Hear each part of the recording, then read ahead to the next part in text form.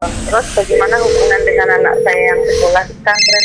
Ini mau nanya Muhammad sallallahu alaihi wasallam. Terima kasih Bapak. Perjalanan hidup yang Bismillah. Assalamualaikum warahmatullahi wabarakatuh. Alhamdulillah wassalatu wassalamu ala Rasulillah wa ala alihi wa ashabihi wa man tabi'ahum bi ihsanin ila yaumiddin amma ba'du. Ikhwatul Islam, a'azani Allah wa yakum, para pemirsa Fatwa TV dan juga para pendengar radio dimanapun Anda berada. Alhamdulillah senang sekali di kesempatan yang berbahagia ini kami dapat menyapa Anda kembali di program live interaktif seputar fikih praktis ilmu waris. Dan program ini diasuh dan juga dibimbing oleh Al-Ustadz Nizar Sa'ad Jabal, LC-MPD, Hafizahullahu Ta'ala.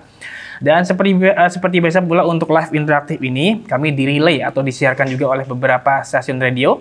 Di antaranya ada Radio Al-Hikmah Banyuwangi, Radio MDFM Probolinggo, Radio Dai Tengaran, Radio Bimbas Yogyakarta, kemudian Radio Sahabat Tegal, Radio Gema FM Bontang, Radio Hang FM Batam, kemudian Radio Tua FM Riau, Radio Madinah Caruban, Radio Abuba Pangkal Pinang, dan terakhir Radio Mas FM Seragen. Kami ucapkan jazakumullahu khairan. Dan alhamdulillah telah terhubung bersama guru kita Ustadz Nizar Sa'ad Jabal, Hafizahullahu Ta'ala. Beliau adalah salah satu anggota Dewan Fatwa Perhimpunan Al-Irsyad. Sebelum kita sapa beliau terlebih dahulu. Assalamualaikum warahmatullahi wabarakatuh, Ustadz. Waalaikumsalam warahmatullahi wabarakatuh. Ahlan wa sahlan, Ustadz. Kaifa haluk, Ustadz? Ahlan. Alhamdulillah, bikhair, tayyib. Alhamdulillah. Sekarang kita terpisah oleh tempat ya, Ustadz ya? Iya. Barakallahu fikum, Ustadz. Wa fiik barakallah. Ikhwatul Islam, a'azani Allah wa yakum, kami informasikan kepada Anda yang ingin mengajukan pertanyaan, Anda bisa menghubungi layanan telepon kami di 021 2123 2333 di 021 2123 233. Dan kami informasikan juga untuk program live interaktif pada hari ini, kami insya Allah hanya sampai jam 17.40 karena setelah ini ada program Tadabbur Al-Quran. Dan kepada Ustadz mohon izin bisa langsung dibacakan pertanyaan pertama, Ustadz. Ya, fadal, langsung dibacakan saja. Bismillah, Ustadz. Pertanyaan pertama ini perihal minta nasihat juga, Ustadz, dari hamba Allah di Jakarta. Bismillah. Assalamualaikum, Ustadz. Bagaimana menyikapi perihal perselisihan antara keluarga dikarenakan permasalahan waris yang sampai bertahun-tahun tidak saling menyapa dan kumpul keluarga, Ustadz? Mohon nasihatnya, Ustadz, apa yang harus dilakukan? Barakallahu fikum. Ya, bismillah. Waalaikumsalam warahmatullahi wabarakatuh. Alhamdulillah, salatu wassalamu ala rasulillah wa ba'd. Terima kasih kepada penanya yang di Jakarta. Semoga Allah subhanahu wa ta'ala memberikan hidayahnya kepada kita dan mengumpulkan keluarga Anda kembali di atas tali-tali persaudaraan iman. Ya. Masalah uang memang banyak sekali memisahkan tali persaudaraan. Uang menjadikan seseorang tidak kenal lagi yang namanya keluarga. Tak kenal lagi dulu saling bercanda gurau, makan bareng, susah bareng. Seringkali harta menjadikan semua itu pudar dan hilang pada ingatan-ingatan kita. Nah, apa solusinya? Solusinya kalau menurut pandangan saya dan pengalaman adalah dikumpulkan keluarganya kembali. Ya, duduk bareng dalam suasana kekeluargaan. Itu akan insya Allah akan cair dan menyelesaikan masalah. Ya, diajak kembali semua keluarganya, diajak kembali semua saudara-saudaranya untuk duduk bersama. Ya, siapa yang punya masalah disuruh menyampaikan langsung. Ya, si A ada masalah, suruh bicara langsung. Unek-uneknya suruh mengeluarkan semuanya. Si B punya unek-unek problem selama ini, sampaikan. Si C punya unek-unek selama ini, sampaikan. Disampaikan langsung kepada semua keluarga, maka itu hasilnya pasti insya Allah akan cair semua. Seringkali benang ini semakin kusut ketika komunikasinya itu via orang kedua dan orang ketiga. Dan komunikasinya via WA. Ya, WA, bahasa WA itu bahasa yang singkat. Seringkali bahasa singkat ini memicu prasangka buruk dan penafsiran yang negatif. Ya, apalagi disampaikan oleh orang ketiga, disampaikan oleh orang keempat, si fulan bilang. Nah, ini menjadikan permasalahan jadi kusut, benar-benar kusut. Tapi kalau ketemu keluarga, ya, dan semua menyampaikan sendiri unek-uneknya, didengar langsung oleh para saudara-saudara yang lain, maka insya Allah di sini akan gampang cair insya Allah. Yang kedua, lebih baik ditengahi oleh seseorang yang memang benar-benar paham hukum. Sehingga kalau terjadi permasalahan yang melebar ke sana kemari, memang kerap kali itu begitu. Ya, masalahnya sebetulnya satu. Karena mereka tidak tahu inti permasalahan, nggak ngerti inti permasalahannya, sehingga permasalahannya itu melebar jadi 5, bahkan permasalahannya sampai melebar jadi 10. Ya, ini selalu terjadi. Ini selalu terjadi. Kesana kemari. Akhirnya karena permasalahannya melebar jadi 10, ya, jadi 10 begini. Masalah yang inti di mana? Masalah intinya yang mana? Masalah intinya akhirnya nggak jelas. Yang mana ya? Nggak jelas semua. Nah, ini jadi tambah kusut, jadi marah ribut keluarga. Nah, di sini dibutuhkan penengah seorang ustadz yang paham permasalahannya, ya, tidak ada kaitan sama kubu A dan tidak ada kaitan sama kubu B, dan ini ustadz tidak ada kepentingan, beliau bukan pengacara yang dibayar oleh kubu A atau dibayar oleh kubu B, tidak. Ini benar-benar seorang ustadz yang memang murni ingin membantu dan menyelesaikan karena Allah. Nah, ini ustadz lah yang akan mendudukkan permasalahan dengan baik. Masalah Anda itu ini sebetulnya. Selesaikan dulu benang merahnya. Kalau yang lain nanti dibicarakan berikutnya. Insya Allah permasalahan akan cair. Barakallahu fiik. Masya Allah. Baik Ustaz, jazakallahu khairan atas jawaban dan nasihatnya. Demikian bertanya, semoga bisa difahami. Dan kita angkat pertanyaan yang sudah masuk via telepon Ustaz. Assalamualaikum Fatul TV. Waalaikumsalam warahmatullahi wabarakatuh, Ustaz. Ya, dengan siapa di mana? Hamba Allah dari Sumatera Utara, Ustaz. Ya, silakan pertanyaannya, Ibu. Nah, Ustaz. Assalamualaikum warahmatullahi wabarakatuh, Ustaz. Waalaikumsalam warahmatullahi wabarakatuh. Barakallahu fiik, Ustaz. Wa fiiki barakallah. Ana mau bertanya tentang ini, Ustaz, warisan ya, Ustaz ya. Ini kan silakan. ada anak yatim itu, Ustaz ya, yang ditinggali warisan oleh bapaknya, Ustaz ya. Namun anak yang kecil tadi kan masih di bawah umur gitu, Ustaz. Belum bisa mengelola warisan tadi gitu, Ustaz. Jadi yang memegang warisannya tadi kan saudara dari bapaknya gitu, Ustaz. Namun ada yang mengatakan tuh, Ustaz ya, itu warisan itu akan menjadi musibah bagi yang mengelola gitu kan, Ustaz. Itu bagaimana gitu, Ustaz? Apakah maksudnya nggak boleh gitu kan, Ustaz? Ini kan dipegang dulu sama abang dari bapaknya kan, Ustaz. Nanti dikasihkan ke anaknya tersebut gitu, Ustaz. Bukan dikasihkan ke mamanya gitu, Ustaz. Warisan bapaknya tadi yang memegang bapak dari abang dari bapaknya gitu, Ustaz. Bukan mamanya istri dari abangnya gitu, Ustaz. Bolehkah seperti itu, Ustaz? Warisan itu nggak boleh dikasihkan ke istrinya gitu, Ustaz. Sudah paham kan, Ustaz? Ya, paham Ibu. Terima kasih banyak pertanyaannya. Syukran ya, Ustaz. Ya. Assalamualaikum warahmatullahi wabarakatuh. Waalaikumsalam warahmatullahi wabarakatuh. Terima kasih Ibu hamba Allah di Sumatera. Ya, tafadhal Ustaz.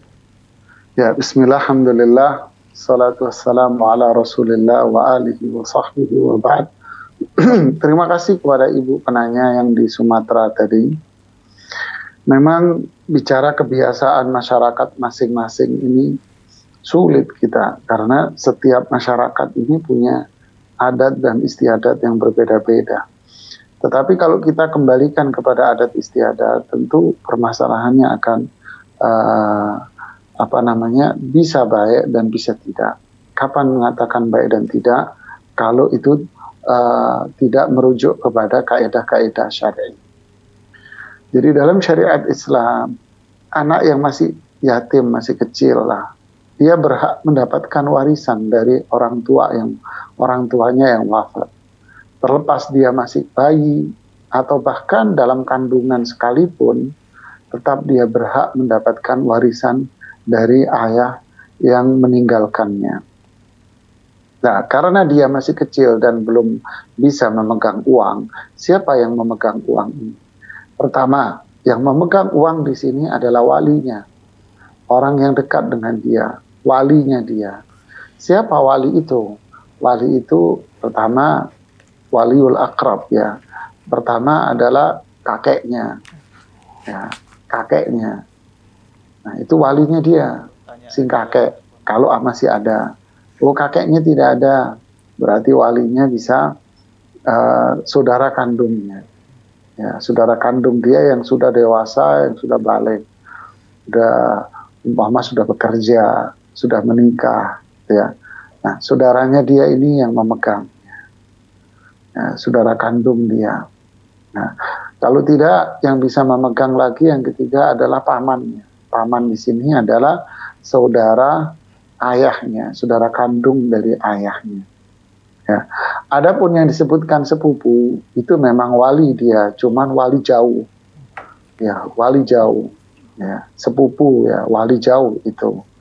Kalau saya pribadi lebih cenderung umpama diserahkan kepada sang kakaknya saja.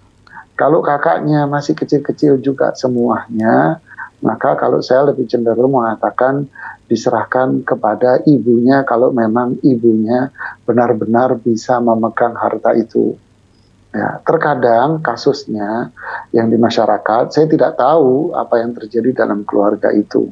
Terkadang kalau diserahkan kepada ibunya, ini umum terjadi, umum sekali. Kalau diserahkan kepada ibunya, nanti ibunya justru melampaui batas dalam hal pembelanjaan. Dia merasa ini uang anak saya, berarti uang saya. Ya, ini uang anak saya, berarti ini uang saya, akhirnya dibelanjakan sama dia sesuka hatinya. Ini mayoritas dan banyak yang terjadi di kalangan ibu-ibu memang seperti ini. Saya tidak mengeneralisir, tapi ini karena pengalaman ya. Ya mayoritas seperti itu, merasa ini punya anak saya, akhirnya didekap dan dikuasai. Bukan memegang, tapi dikuasai. Seperti halnya harta suami yang wafat, dipegang sama sang istri, akhirnya dikuasai ini harta oleh istri. Dia sesuka hati membelanjakan. Ini berbahaya akhirnya. Maka dilihat dari kondisi kalau saya melihat ya. Kalau sang istri dikatakan dinilai sebagai seorang istri yang salihah, penuh amanah, penuh tanggung jawab, dia bisa memegang uang itu dengan baik, dia sangat tanggung jawab dan sangat amanah, maka alangkah baiknya istri lebih diutamakan atau sang ibu diutamakan daripada wali yang jauh. Ya, lebih diutamakan sang ibu daripada walinya yang jauh. Ini kemungkinan pertama. Kemungkinan yang kedua, jika ibunya seperti yang saya sebutkan tadi, seorang ibu yang nggak bisa dipegang ekornya, ya, nggak bisa melihat supermarket sedikit nanti belok sendiri, nggak bisa melihat mall nanti belok sendiri, ya suka membelanjakan uang, takutnya nanti harta anak kecil ini ujung-ujungnya, mohon maaf nak, harta kamu mama pakai ya buat keperluan, buat modal. Padahal sih bukan modal, ya. Atau modal pun kepada orang yang bisnisnya nggak jelas, hanya teman-teman begitu saja, akhirnya habis nggak jelas. Dan ini sangat banyak kasus-kasus orang yang bertanya kepada saya. Jika kasus ibu yang seperti ini bisa dipegang kepada wali yang jauh seperti sepupu tadi. Jika ada sepupunya yang amanah, bisa dipegang, bisa dipercaya, ya, ada amanah, bisa dipercaya dengan baik, ya, maka kenapa tidak, ya. Atau bisa jadi itu orang lain yang nggak ada kaitan keluarga sama sekali, ya, dan ini terjadi, ya, bukan sepupu, bukan siapa-siapa dalam keluarga itu, tapi dia dikasih amanah untuk memegang hartanya anak yatim ini. Kenapa? Karena amanahnya dia. Karena dinnya dia, ya, karena agamanya dia, karena kesolehan dia, karena amanah dia dipercaya untuk memegang itu. Dan ini banyak juga, maka ini juga tidak ada masalah. Jadi kesimpulannya ibu yang bertanya di Sumatera, bukan kepada siapa harta ini dipegang, kepada si fulan atau si fulana, tetapi apakah dia bisa amanah, apakah bisa dipercaya, apakah dia orang soleh atau solihah atau tidak, itu masalahnya di situ. Gitu, ya. Wallahu a'lam bishawab. Ustaz, Masya Allah, jazakallahu khairan atas jawaban dan nasihatnya. Masya Allah, jawabannya sangat bermanfaat sekali di kesempatan kali ini. Demikian bertanya, semoga bisa difahami. Dan Alhamdulillah sudah ada penelpon kembali, Ustaz, kita angkat. Assalamualaikum, Fatwa TV. Waalaikumsalam warahmatullahi wabarakatuh. Ya, dengan siapa, di mana, Ibu? Ibu Rahma di Jakarta. Ya, silakan pertanyaan, Ibu.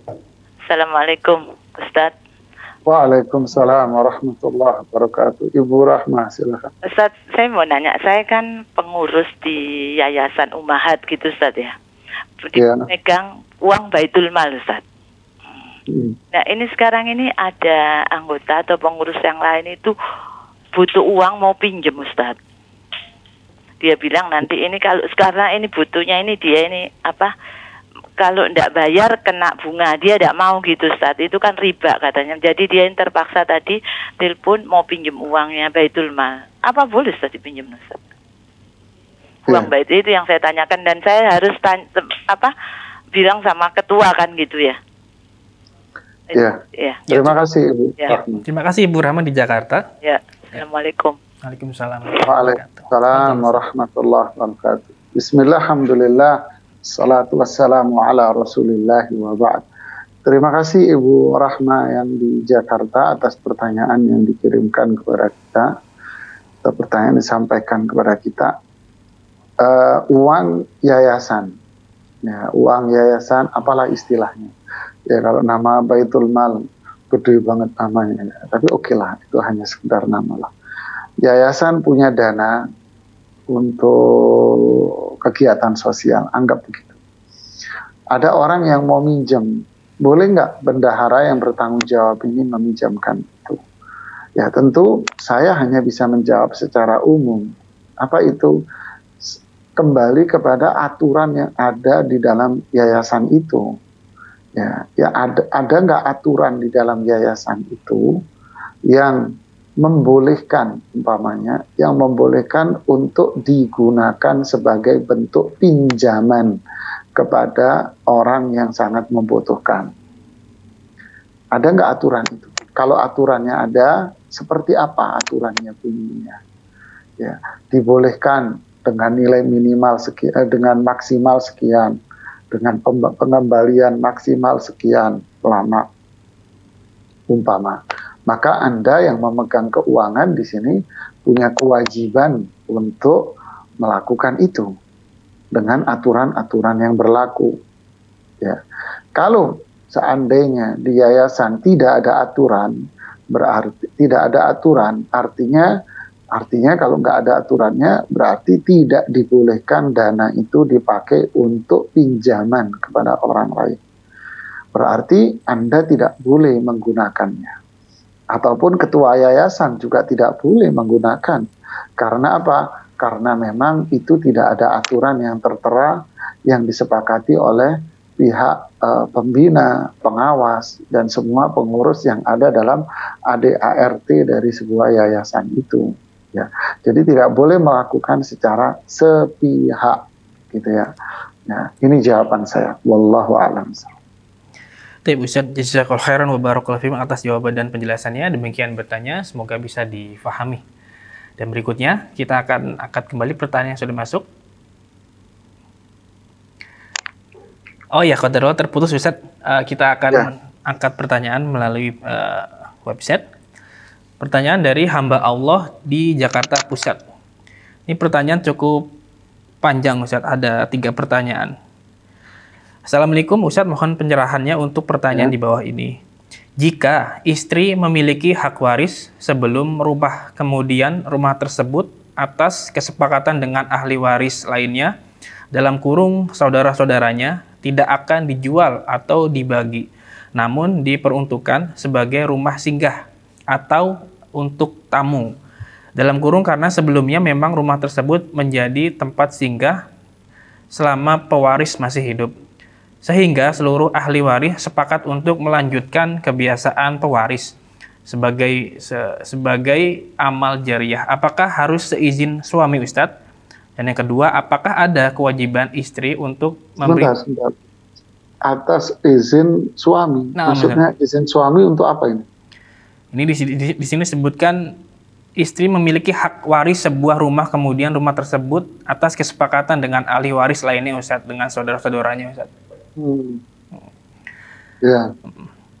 Dan di sini disebutkan sebagai seluruh ahli waris sepakat untuk melanjutkan kebiasaan pewaris sebagai amal jariah. Apakah harus seizin suami? Ini yang penanya fulana, Ustadz, mungkin perempuan, Ustadz. Ya. Paham. Oke, terus? Yap. Dan yang pertanyaan keduanya, apakah ada kewajiban istri untuk memberitahukan sebelumnya kepada suami mengenai hak warisnya bila mana istri ingin menjadikan sebagai amal jariah? Ya, bismillah. Alhamdulillah, salatu wassalamu ala rasulillahi wa alihi sahbihi wa mawalah amma ba'd. Menarik ini pertanyaan. Jadi satu ahli waris ya bersepakat bahwa rumah peninggalan orang tua mereka, ya, sepakat rumah peninggalan orang tua mereka ini digunakan sebagai rumah singgah, rumah silaturahim, kumpul-kumpul buat yang lain, keluarga besar atau tamu. Mereka sepakat untuk itu. Maka jawabannya apa? Yang pertama, ini hak mereka untuk melakukan kesepakatan itu. Sah-sah aja dan bagus, apalagi kalau niatan mereka biar pahalanya sampai kepada orang tua sebagai pemilik utama dari rumah ini. Itu bagus sekali, pahala sedekahnya sampai kepada kedua orang tua.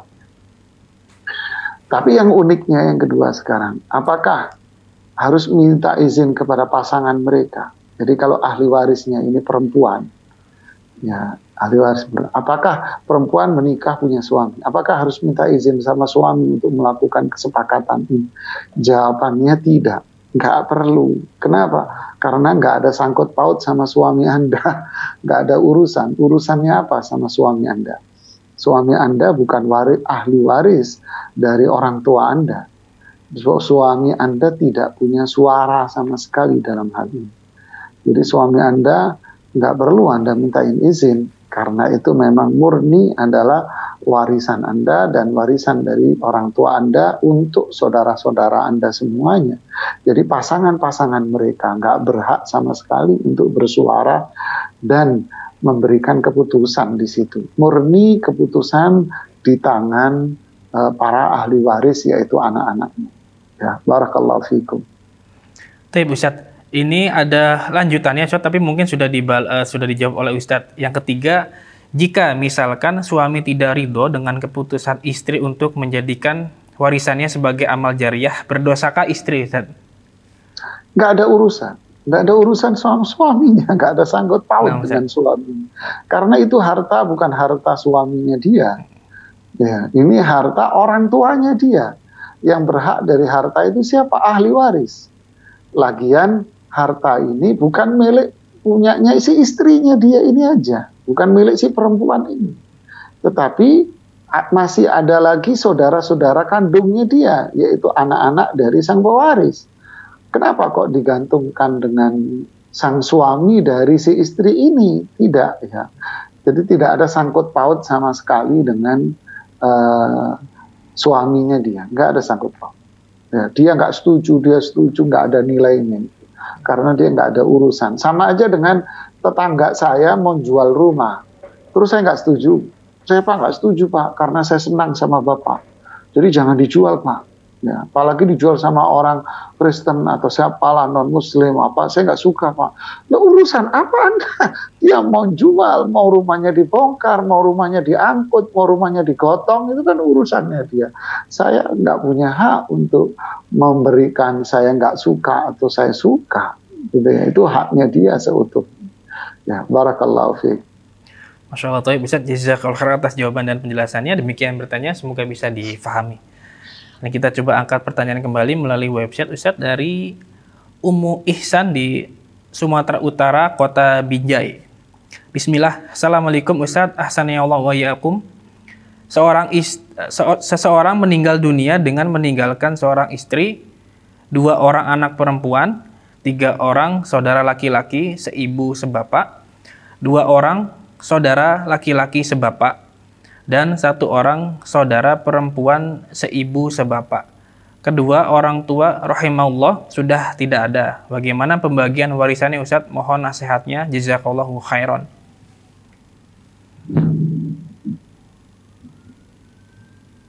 Ya, bismillah, alhamdulillah, salatu wassalamu ala rasulillah wa ba'd. Sebetulnya kalau mau dijawab detail, ini harus tahu yang meninggal yang mana. Ya, yang meninggal yang mana. Tapi saya akan jawab secara umum saja. Apa itu? Pertama, siapa ahli warisnya dan siapa yang bukan ahli waris dalam konteks ini. Nah, dalam kasus yang tadi, seseorang wafat dan dia meninggalkan istri. Nah, tapi dia disebutkan istri tadi. Disebutkan seseorang wafat dan meninggalkan anak. Terdiri dari anak perempuan, meninggalkan istri tadi ya disebutkan ya, maaf. Meninggalkan istri dan meninggalkan 2 anak perempuan. Anaknya cuma perempuan 2 orang atau lebih tadi. Kemudian meninggalkan saudara kandung laki-laki dan perempuan. Dan meninggalkan saudara 1 ayah. Siapakah ahli warisnya?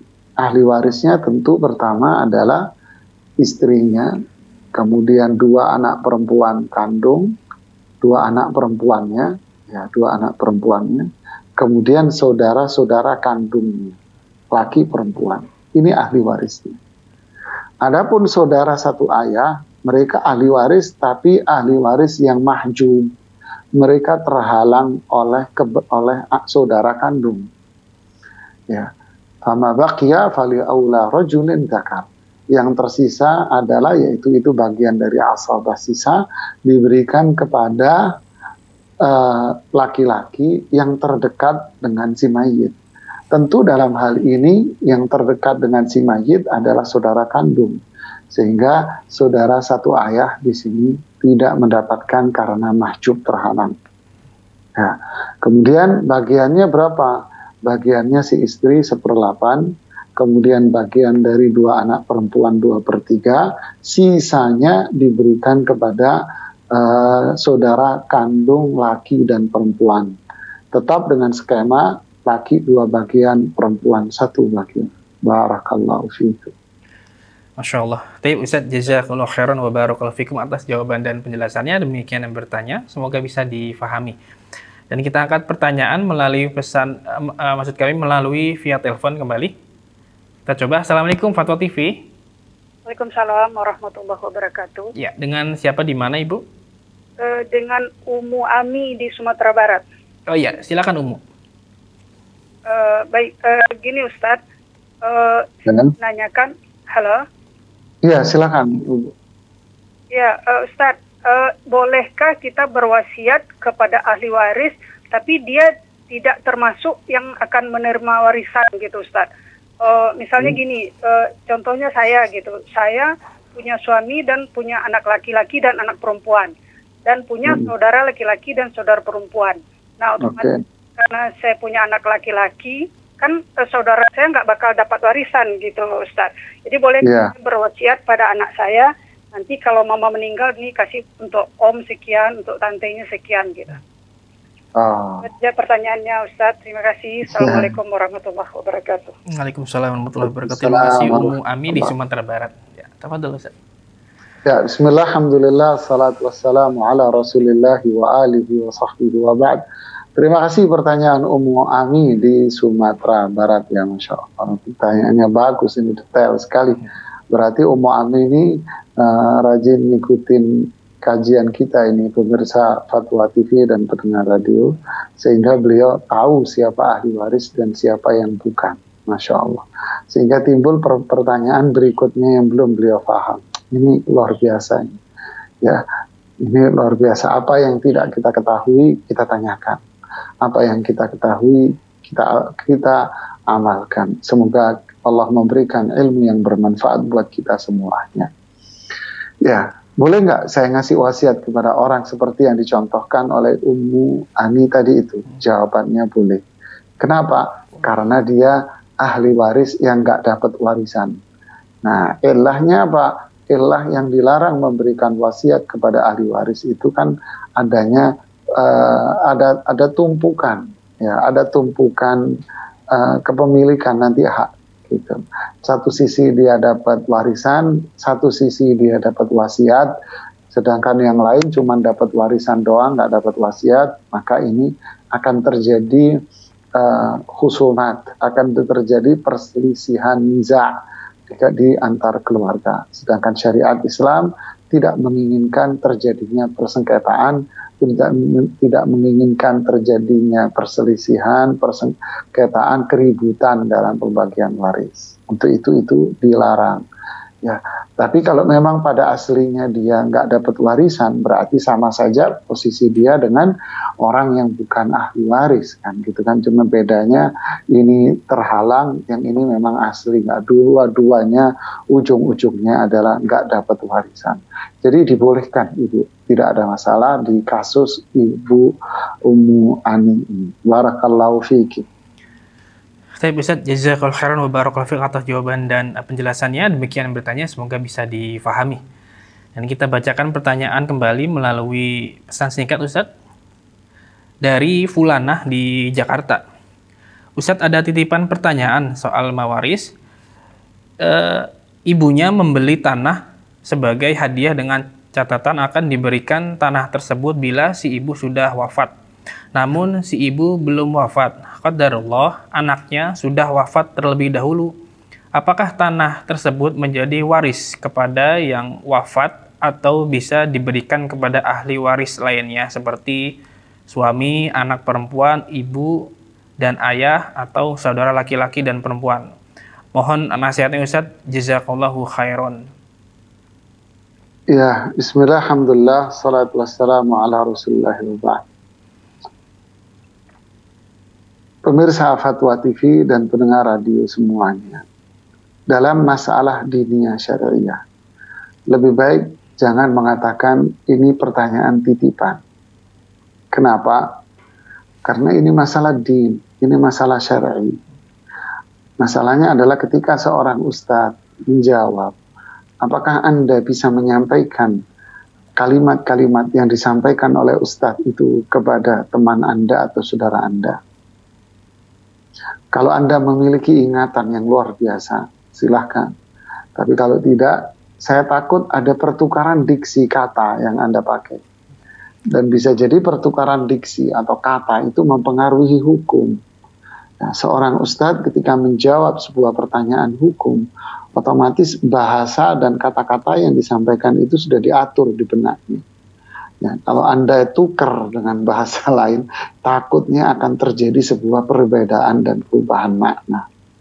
Ya, karena kan mendengar Ustadz menyampaikan, Anda dengerin kuping. Kemudian di tahap yang kedua Anda sampaikan kepada orang lain. Berarti ada dua langkah. Ada langkah itu bisa jadi ada pengurangan kata, ada penambahan kata, dan ini akan berpengaruh pada, takutnya berpengaruh pada hukum. Ya, jadi jawaban saya singkat untuk kasus yang seperti ini. Terus apa solusinya? Suruh saja teman Anda yang bermasalah, suruh nanya langsung ke Fatwa TV. Ini nomornya, kamu nanya langsung saja. Kamu ketik sendiri. Kamu dengerin sendiri di acaranya jam sekian dan sekian, atau kamu baca nanti di website-nya. Kamu dengerin di website-nya sendiri. Nah, ini lebih baik daripada nitip terus kita Anda nggak bisa nyampein, berbahaya. Jadi saya jawab singkat saja dengan pertanyaan, dihibahkan kepada anak, tapi ini hibahnya itu berlaku ketika orang tuanya wafat. Ini bukan hibah, ini wasiat namanya.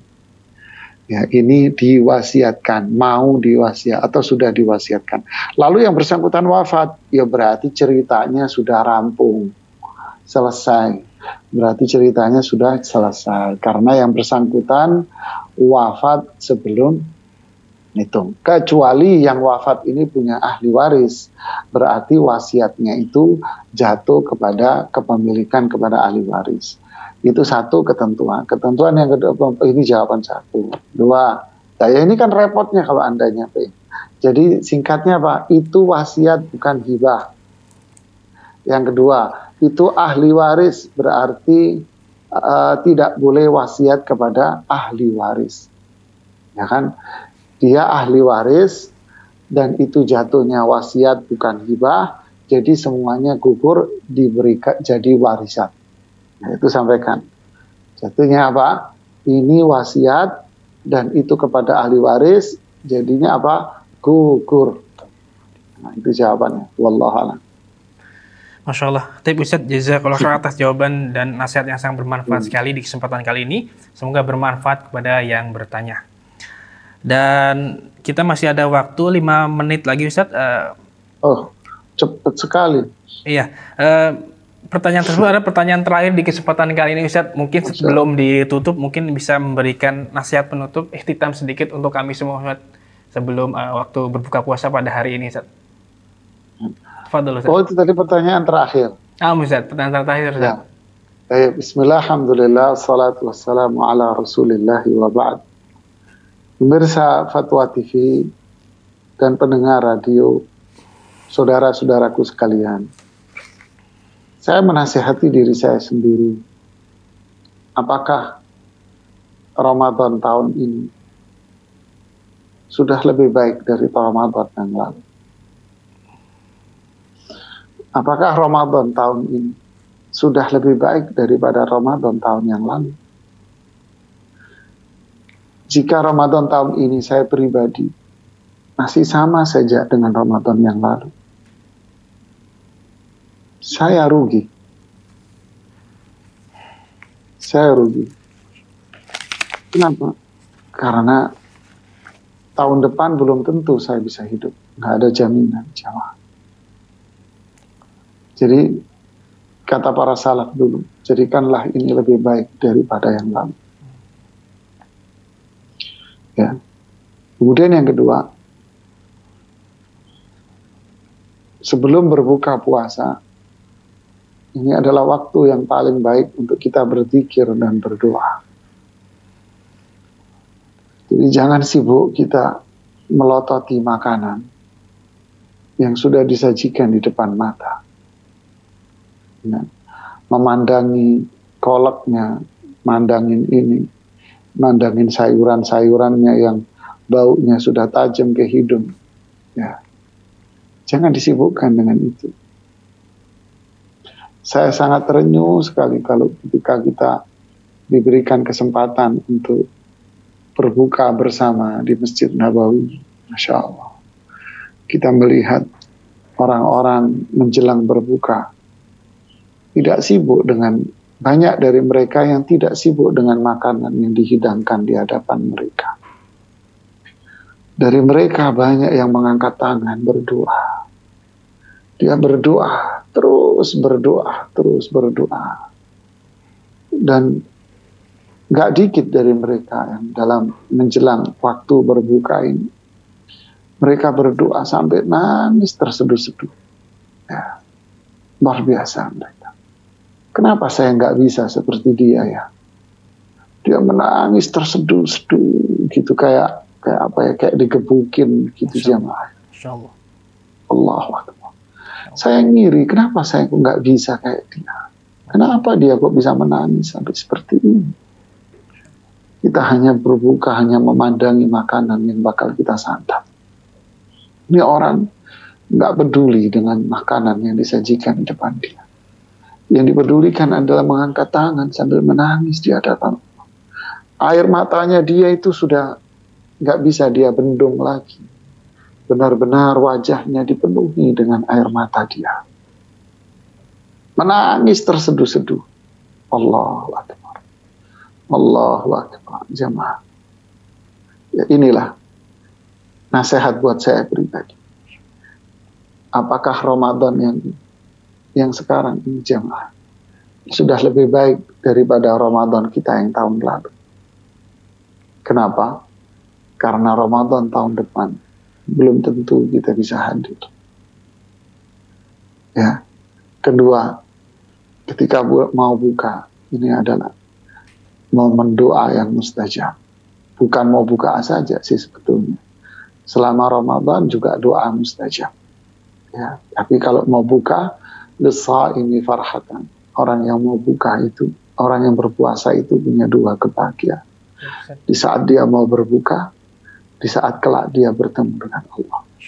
Semoga Allah jadikan kita orang-orang yang berbahagia di bulan Ramadan. Semoga Allah ampuni semua dosa-dosa kita. Diampuni dosa kedua orang tua kita. Semoga Allah merahmati kita semuanya. Semoga Allah membersihkan kotoran-kotoran yang ada dalam jiwa kita. Semoga Allah jadikan Ramadan ini jauh lebih baik daripada Ramadan-Ramadan yang lalu. Semoga Allah teguhkan hati kita untuk berada di atas Islam yang hak. Allah teguhkan hati kita untuk tetap berada di atas tauhid dan ibadah, dijauhkan dari godaan syaitan. Semoga bermanfaat buat saya pribadi dan buat para jamaah. Subhanakallahumma bihamdik, asyhadu an la ilaha illa anta, astaghfiruka wa atubu ilaik. Terima kasih Jazakallah atas nasihat yang sangat bermanfaat sekali pada kesempatan hari ini. Demikian untuk Islam azani Allah wa yakum live interaktif pada hari ini. Semoga penjelasan Ustadz bisa bermanfaat dan kita bisa mengambil faedahnya. Dan kita tutup dengan kafaratul majelis. Subhanakallahumma bihamdika asyhadu alla ilaha illa anta astaghfiruka wa atubu ilaik. Wassalamualaikum warahmatullahi wabarakatuh. Ya Allah, terus bagaimana hubungan dengan anak saya yang sekolah di pesantren?